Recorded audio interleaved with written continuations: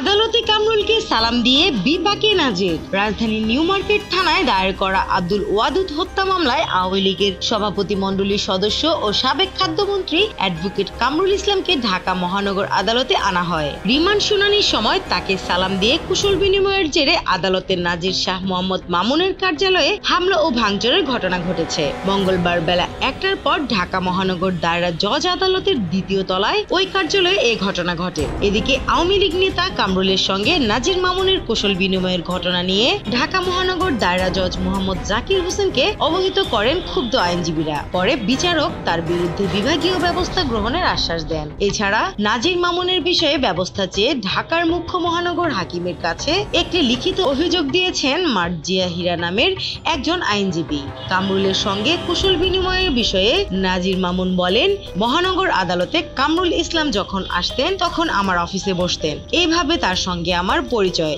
আজকে সকালে একটি কাজে সিএমএম আদালতে যাই, তখন হঠাৎ সাবেক মন্ত্রী কামরুলের সঙ্গে দেখা হয়। তখন তিনি আমাকে ডেকে বলেন, এই নাজির কেমন আছো? তখন আমি বলেছি, জি স্যার, আমি ভালো আছি, আপনি কেমন আছেন? পরে আমি কাজ সেরে চলে এসেছি। অফিসে ভাঙচুরের বিষয়ে তিনি বলেন, আমি অফিসে নেই, কাজে বাইরে আছি।